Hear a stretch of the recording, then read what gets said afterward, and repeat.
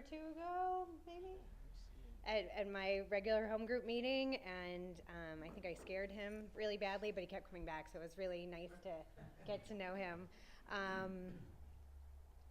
It's really great to be in an Al-Anon meeting. I love Al-Anon. I'm one of those people that just really, really is grateful to be part of Al-Anon and to have a place to go where I think it was just said where my crazy gets to meet other people's crazy and we match. And so many people in my life don't understand some of the things I say or do or think, mostly think, and or why I try to control, or why I'm trying to manage something, or why I need to know what's going to happen next. And in Al-Anon, people have always understood and laughed and related, and that makes me feel so safe. And it's so good to have a community. And my experience is that we're all somewhat different, but I look for the similarities, as I was told when I was new. When I first came into Al-Anon, I, for the first year, came in the back door because at the front door of the meeting that I went to, they hugged, and so I came in the back door, so I wouldn't have to hug anybody. And now I'm one of those people that hugs everyone. And one of my sponsees was just joking that she now hugs people all the time because, you know, I forced her into it. I also tell the people I sponsor that I love them, and I say it all the time, especially the ones who are like newer that I sponsor. They're always kind of like, okay, bye. You know. But I've also learned that in Al-Anon is like to be very forthcoming in how I feel and how I care about people and how I love them. I spent the first a little more than half my life, I guess, not telling people that I love them, not sharing my feelings with people, not being vulnerable, not wanting anyone to know who I was, not wanting anyone, just finding every possible way to make sure that I did not get hurt and that I did not allow you to hurt me the way that I had been hurt in my family growing up. And I've been in Al-Anon for 20 years, and my life is completely different, and I am completely different. And I really credit Al-Anon with that.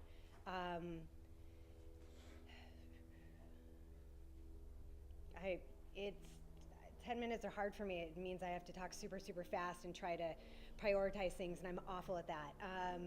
At the prioritizing part, not the talking fast part. Growing up in my home, it's so interesting. There's this app called StoryCorps and StoryCorp, I think. I never know if you say the P or not. And you interview someone, and it like goes into the Library of Congress or something like that.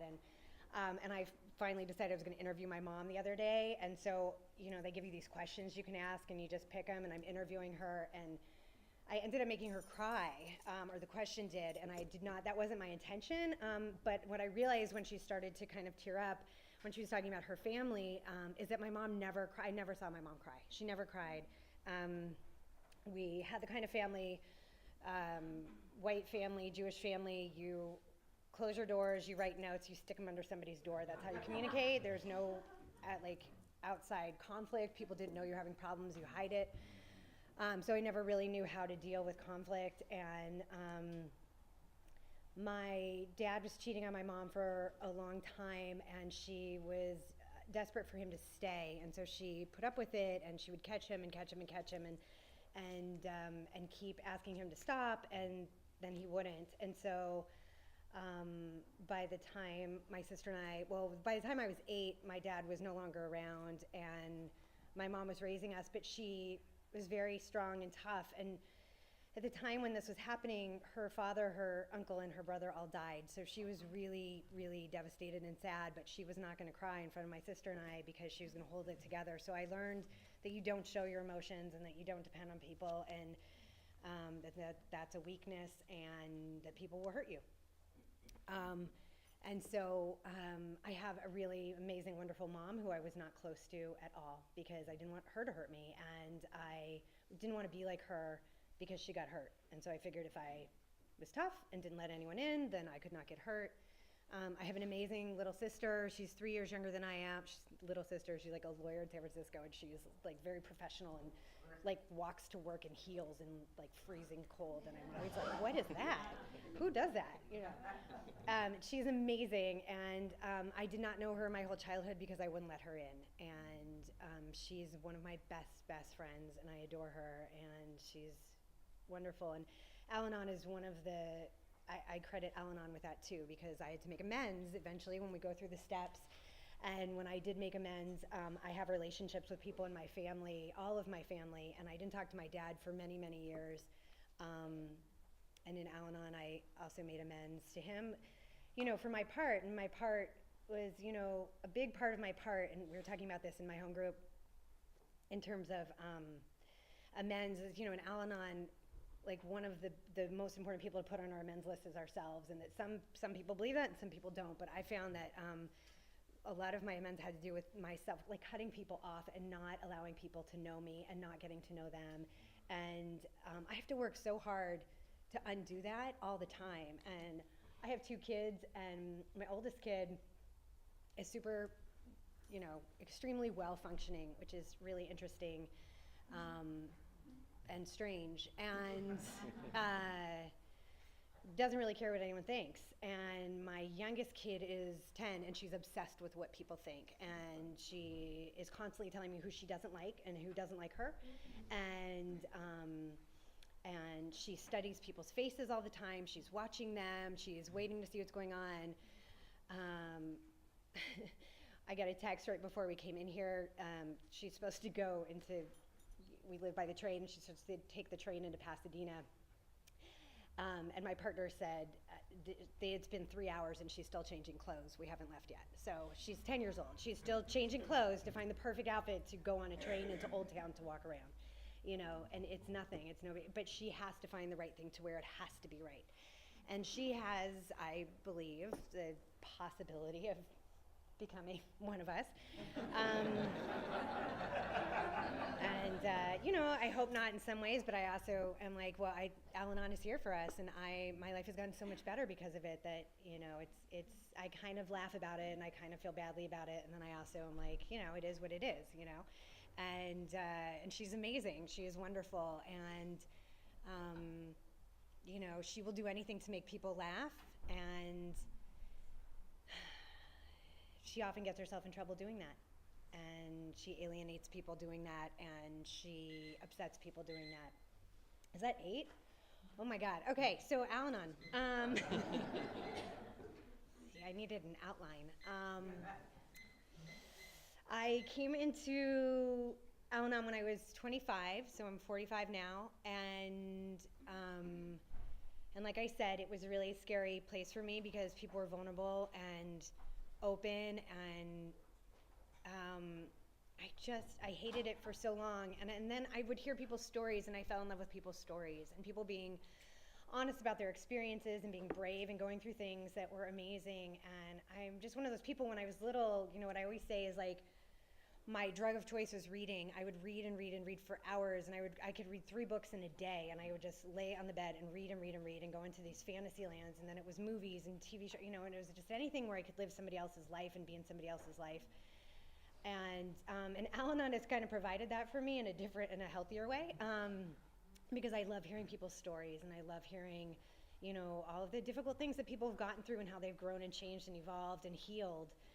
And, you know, that's part of what I do in my work. Is I hear people's stories, and I really, really enjoy that. And you know, I'm grateful that I have a sponsor, that I sponsor people, that I work the steps, that I have a relationship with a power greater than myself. I'm grateful that I've learned to be of service when I don't want to. I'm grateful that I show up for things, even if something better comes along.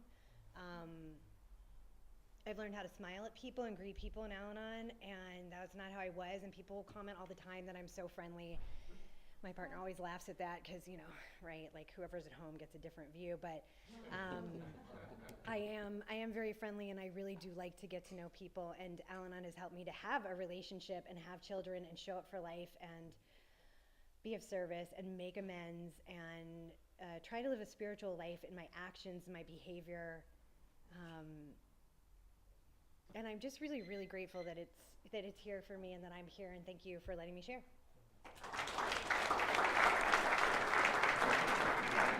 I know it's a hard name, but come on. Okay, so I'm supposed to share in the reading. Fear of abandonment, that's so classic. I'd say that my Al-Anonism looks it's just fear. Fear. Everything is fear, and I am super, super good at controlling and managing things until I'm not. And what I also heard in the story is that the relationship with a higher power, having a spiritual perspective, asking for help, not trying to force my will on others is really the solution to that insanity. And I always think I have the best idea. And, recently, like the last 10 years of my 20 years since I've had this kid who is she's far more stubborn than anyone in our family, and we're all very stubborn.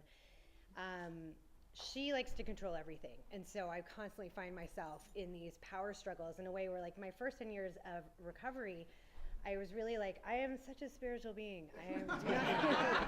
I will let go and admit I am wrong, and it is not a problem. And like the last 10 years, maybe like, except for the first year and a half where she wasn't talking, but then she started talking.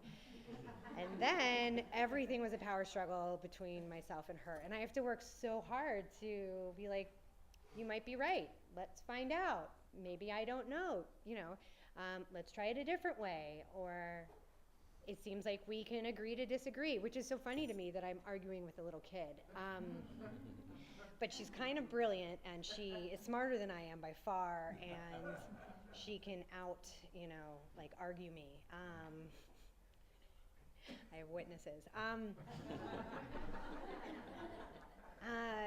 And the thing is that I see in her so much of my fear, and the way that, she's so concerned with what other people think, and with what other people, what she thinks they think, and is this the right way, and do I look good? She's 10, and for like the last 5 years, she has, when we go to anything social where there are other kids or families, she has to tell me how to act.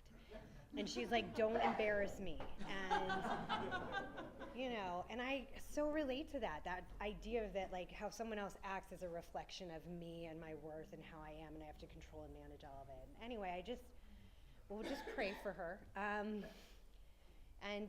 this is one of the reasons I know I can never leave Al-Anon, because I have to continue to come here, or my untreated Al-Anonism affects everyone around me, and it affects my kids, and I am doing damage to my family and the people around me if I do not continue to come to this program and learn from others and continue to evolve. And it is a learning process, and I'm grateful that I will never get kicked out of Al-Anon, as far as knock on wood. Thank you.